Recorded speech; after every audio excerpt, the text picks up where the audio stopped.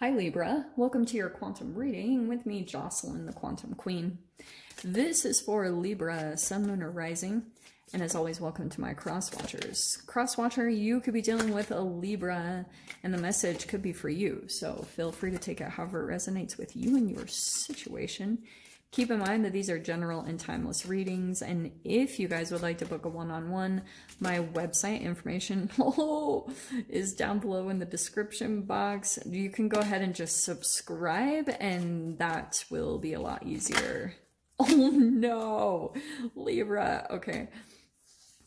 And yeah, I'll send out an email when the availability opens up. And thank you guys so much for liking, subscribing. Your cards are being crazy, and for all the ways that you've supported the channel. Sorry, I'm tripping out right here. Okay. Libra, oh man, okay. I do feel like the very first card out is the Tower, okay? Don't freak out, it's all good. I do feel like something kind of shocking might come in. Actually, I feel like, it does feel, but hey, you're getting a reading, so maybe you're getting a heads up. There's something that you kind of weren't expecting. I think you went into a situation and like, you didn't see this coming. And it could be that you've got a devil. Like, this could be that you're dealing with some type of a temptation. But yeah, this is shadow self. This is inhibitions, materialism, selfishness, greed on the shadow side, which is hilarious. Restoring control, release, independence, and revelations. Okay. Libra, I do think that something like a dramatic change will come in. Okay. And I do feel like it had something to do with some type of an illusion that you even had, like that you kind of maybe were like really, really wanting something and it's come in now. But the situation is very different than you remember. In fact, what I'm kind of getting is that like you were going through all of these situations and there was a time in your life, like I do feel like it was in the past, that something was going really, really well. Like almost perfect. And then you went on a different path. It was like choose your own adventure thing. I always talk about that. Like you made a choice and you went down a road and you have looked at that.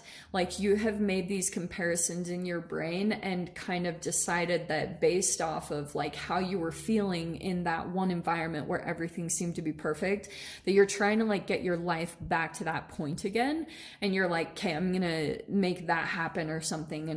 And I feel like there's kind of this integration where you're trying to keep in mind that everything that you need is within yourself, that you don't need external environments or anything to really come to that, but you're still like kind of, I feel as though some of you guys have gone back to that situation, relationship, or environment, whatever it was.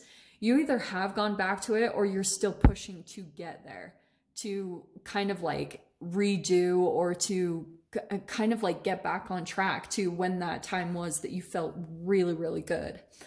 And that's why I was saying when you come into it, or some of you guys already have, you're gonna be like, oh, whoa, because there's like a devil in the environment. There's something about like, it's not what it appeared to be, or you've got like someone in the environment that is kind of like taunting or tempting, or it's a thing, you know, maybe it's a food or something.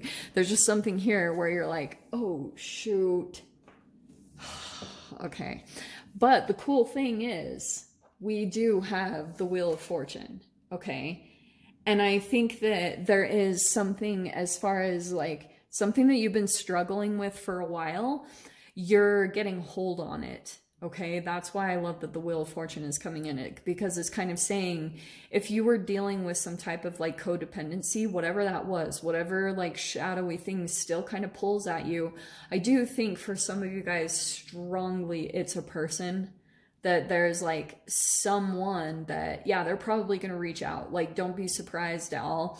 And for some of you guys, this is going to be kind of random, but you might hear from them at a very like specific time. Like, and this might not be for all of you, but I'm kind of getting with the wheel that there's like, I love her Wheel of Fortune because she has the zodiacs, if you guys can see that. She has like, this could go down to months, moon cycles in a way.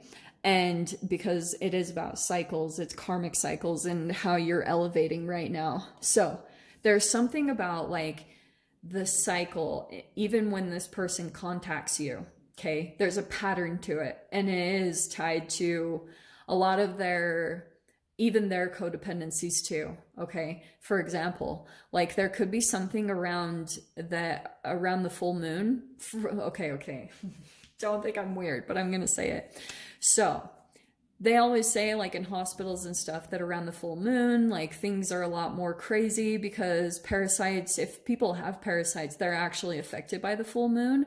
So people that have like heightened emotions or have like a lot of crazy reactions, like for me, because of all my dieting and how much I water fast and stuff, my cycles, sorry to be graphic, but for you females, mine lines up completely with the full moon. Like dead on every month, I'm like, there it is. Because full moons, like when your body is back on track to its own equilibrium, it will line up with the universe and that whole release period, okay? So that's why I was saying, when it comes to this person, if they have that inside of them because they're dealing with codependencies as well, then there's something about around like even the full moon or a cycle that like I feel like the pandemic is also increasing this process for them, because depending on how many people they have as an energy supply is dependent on when this person reaches out to you. It depends on how many supplies they have. If they don't have enough, they're still like sending messages, and it might come in like this Tower moment. You might get another message from them around like a specific time. I keep hearing that, a specific time. So yeah, there it is. And this is interesting because we have the Nine of Swords and the Six of Cups. There's something about like the fear that keeps you tied to this person. And I do feel like for some of you guys, there's like a memory of the past that you fear that keeps you energetically tied to this person. I think they know it, and I actually think that they use it as a little bit of control. And on the really messed up side of things, this person actually enjoys like that, okay? That they have a form of control in that way, because there's all sorts of shadow stuff going on there. Like they also have that inside of themselves that they reject. So they try to come out with a bigger energy to try to overpower that vulnerable part of themselves. And that's where it turns into control and abuse.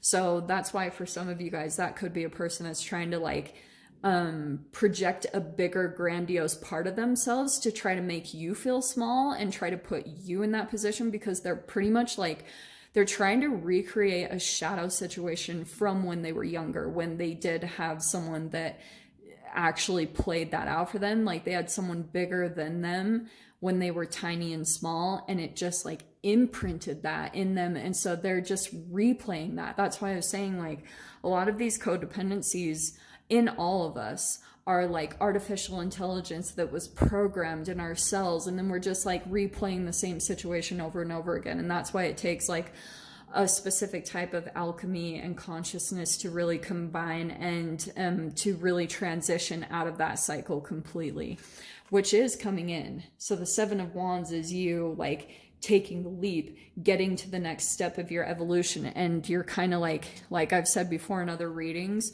you're getting off of this person's merry-go-round. So you're pulling out of their like holographic fantasy that they were trying to like recreate their traumatic situation by putting it on you, okay?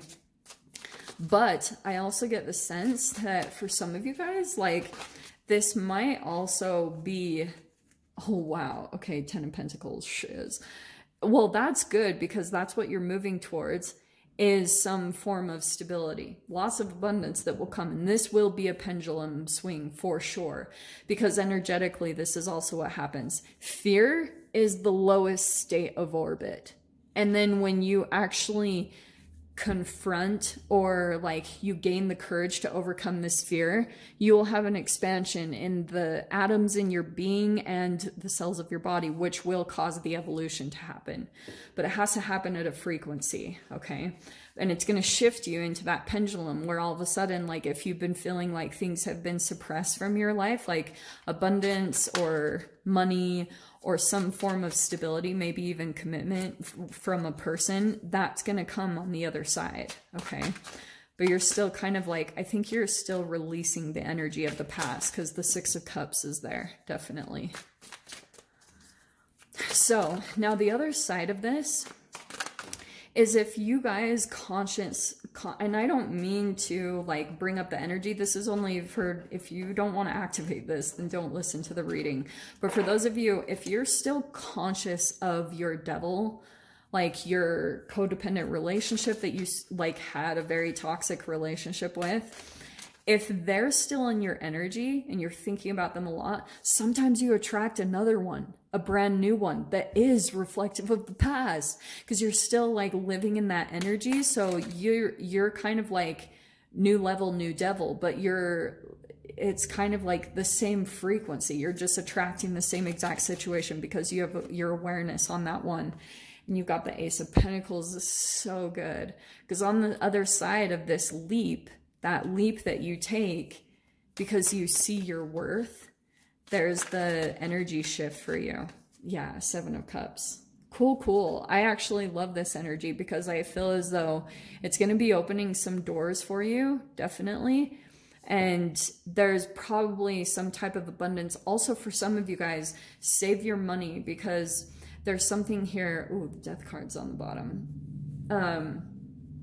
About possibly, for some of you, the material success that you've like accumulated, whatever, maybe even money that you put away and you saved, it's going to help you to open some type of new door so that you can sort some things out, okay? I feel like you'll have to be making some choices here about which direction to go in, but I actually feel like this is going to be very stable. This stable thing that comes in here, totally opposite of what you've been dealing with. That's why the wheel is definitely turning here.